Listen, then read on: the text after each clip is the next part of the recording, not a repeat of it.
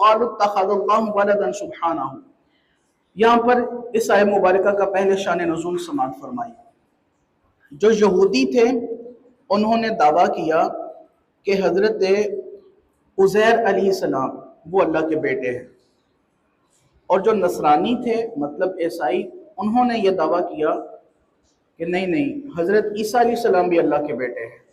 اب یہ دو باتیں ہوئی یہاں پر. اللہ رب العزت نے اب اس کا رد کیا، فرمایا وَقَالُوا اتَّخَذَ اللَّهُ وَلَدًا، اور وہ کہتے ہیں، یہ ضمیر ہے اور ضمیر کا مرجع یہودی اور نصرانی دونوں کی طرف ہے کہ اللہ نے بیٹا بنا لیا. سبحانہ، پھر اللہ نے جواب فرمایا سبحانہ وہ بیٹا بنانے سے پاک ہے.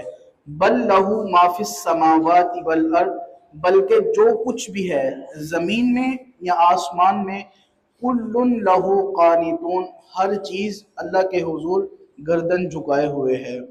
تو یہ جو عیسائیوں کا عقیدہ ہے یا نصرانیوں کا یہودیوں کا جو عقیدہ ہے اس باطل عقیدے کی بھی اس میں تردید کر دی گئی کہ اللہ رب العزت کا کوئی بیٹا نہیں ہے، وہ بیٹا بنانے سے پاک ہے.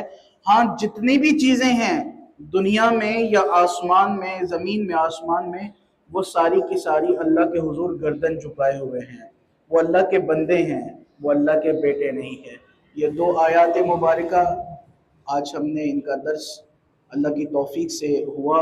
خالق کائنات کی بارگاہ میں دعا کریں گے اللہ عز و جل ہمیں صحیح معنوں میں یوں ہی تواتر کے ساتھ، استقامت کے ساتھ، مستقل مزاجی کے ساتھ اللہ رب العزت ہمیں قرآن پاک کو پڑھ کر سمجھنے اور پھر سمجھ کر عمل کرنے کی بھی توفیق عطا فرمائے.